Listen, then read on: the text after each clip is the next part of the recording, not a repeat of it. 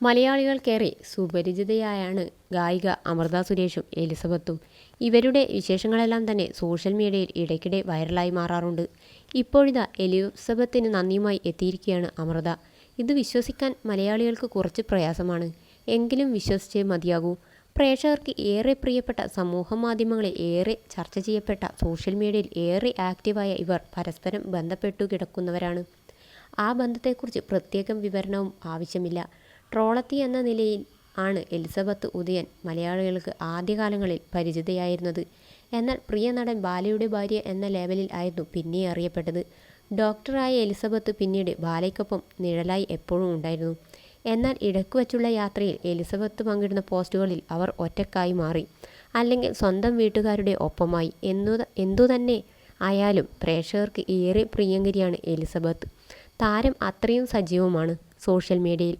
അമൃതം ഗമയ എന്ന പേരിൽ മ്യൂസിക് ബാൻഡും ലോകത്തിൻ്റെ വിവിധ ഭാഗങ്ങളിലെ സ്റ്റേജ് ഷോയും അങ്ങനെ തിരക്കിൻ്റെ ലോകത്തിലാണ് അമൃത ഇപ്പോൾ. മിക്കപ്പോഴും അമൃതയുടെ ഗാനങ്ങളുടെ വീഡിയോസ് റീൽസുകളിൽ നിറയാറുണ്ട്.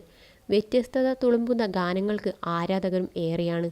അത്തരത്തിൽ അമൃതയുടെ ആരാധികയാണ് എലിസബത്ത് ഉദയൻ എന്ന് പറഞ്ഞാൽ ആരെങ്കിലും വിശ്വസിക്കുമോ?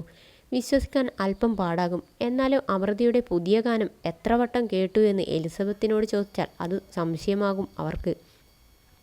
കാരണം എത്ര വട്ടം കേട്ടു എന്ന് തനിക്ക് തന്നെ അറിയില്ല എന്നാണ് എലിസബത്ത് പറയുന്നത്.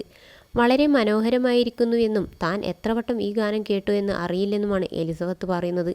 അതോടെയാണ് മറുപടിയുമായി അമൃത എത്തിയത്. ഒരുപാട് നന്ദിടാ എന്നാണ് അമൃത കുറിച്ചത്. എലിസബത്തിന് നന്ദിയുമായി അഭിരാമി സുരേഷും എത്തി. അതോടെ ഇരുവരുടെയും സ്നേഹത്തിന് കയ്യടിക്കുകയാണ് ഇപ്പോൾ സോഷ്യൽ മീഡിയ.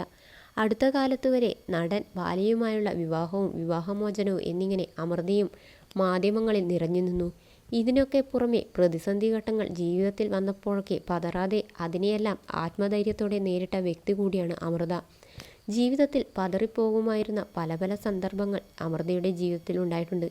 എന്നാൽ അപ്പോഴൊക്കെ അമൃത പൂർവാധികം ശക്തിയോടെ തിരിച്ചെത്തിയ. സൈബർ അറ്റാക്ക് അടുത്തിടെ വരെ ഏറെയാണ് അമൃതയും കുടുംബവും നേരിട്ടത്. ഇപ്പോൾ സംഗീത ലോകത്തെ തിരക്കുകളിലാണ് അമൃത.